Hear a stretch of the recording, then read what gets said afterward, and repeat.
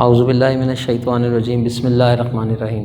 مائی respected students, chapter ہمارا environment کے حوالے سے کنٹینیو ہے اور اس میں ہم تیسرا لیکچر آپ کو ڈیلیور کرنے جا رہے ہیں.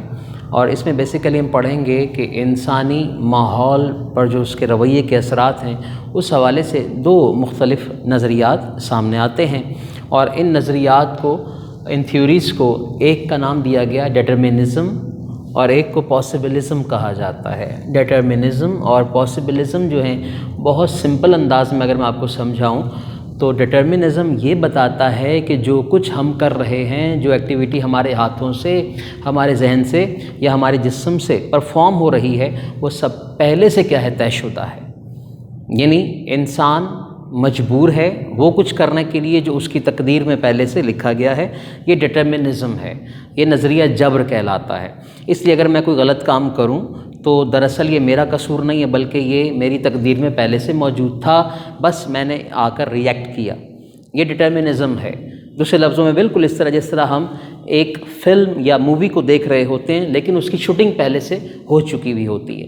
تو جو کچھ ہمیں نظر آ رہا ہوتا ہے وہ پہلے سے ایکشن ہو چکا ہوتا ہے اور ہمیں بعد میں دکھایا جا رہا ہوتا ہے.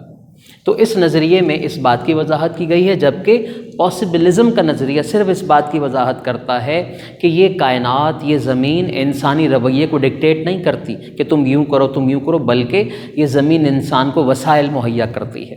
یہ زمین انسان کو وہ حالات مہیا کرتی ہے، وہ مواقع پرووائڈ کرتی ہے جس میں انسان اپنے لیے بہتر کا انتخاب کر کے اپنی زندگی کو ہر ممکن طور پہ اچھا بنانے کی کیا کر سکتا ہے، کوشش کر سکتا ہے. یہ پاسبلزم ہے، یعنی یہ نظریہ ممکنات ہے کہ ہر چیز ممکن ہو سکتی ہے اگر انسان اپنے عقل، اپنے فہم، اپنے نظریات، اپنے قول، اپنے فعل کے اندر توازن لے کر آئے اور اپنی آگاہی کے ذریعے، اپنی صلاحیتوں کے ذریعے وہ ان معاملات پر قابو پا سکتا ہے.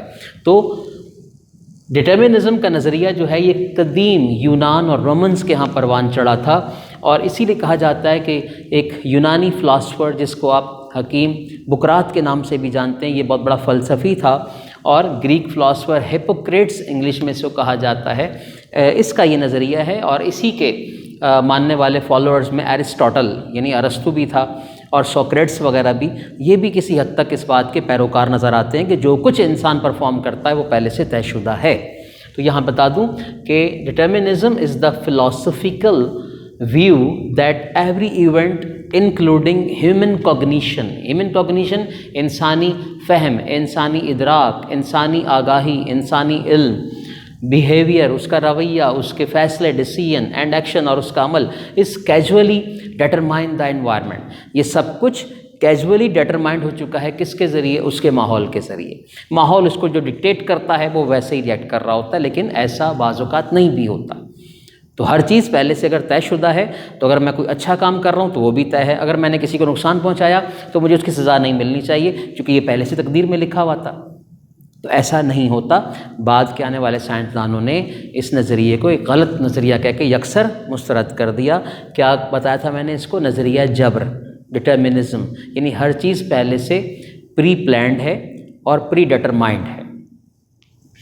پاسبلزم نظریہ ممکنات کو 20th سینچری میں لوزین فیبر اور ایزایا بومن نے اس کو واضح کیا کہ نہیں، ایسا نہیں ہے، بلکہ جو کچھ ہم کر رہے ہیں اسے اور بہتر بنایا جا سکتا ہے. زمین ہمارے رویوں کو ڈکٹیٹ نہیں کرتی، بار بار بتا رہا ہوں، بلکہ وہ ایک چین پرووائڈ کرتی ہے، ایک لمبی چین. کس کی؟ اپرچونٹیز کی، جس میں انسان اپنے لیے بہتر مواقعوں کا خود اپنے ذہن کے مطابق انتخاب کر سکتا ہے.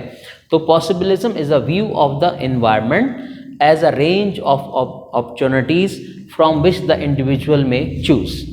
تو آپ نے ان دونوں نظریات کو اچھی طرح سے لرن کرنا ہے، سمجھنے کی کوشش کرنی ہے کہ ایک بتا رہا ہے کہ ہر چیز پہلے سے طے شدہ ہے اور انسان اپنے کام میں مجبور ہے. دوسرے نظریے میں یہ بتایا گیا ہے کہ انسان کو قدرت وسائل مہیا کرتی ہے، رویے ہم خود طے کرتے ہیں کہ ہمیں اس کے مطابق کیسے ریئیکٹ کرنا ہے، اور ہم مسائل کو حل کرنے کے لیے اپنی صلاحیتوں کو بروئے کار لا سکتے ہیں. امید ہے یہ لیکچر آپ کی سمجھ میں آیا ہوگا. اپنا بہت خیال رکھیے گا. السلام علیکم ورحمۃ اللہ وبرکاتہ.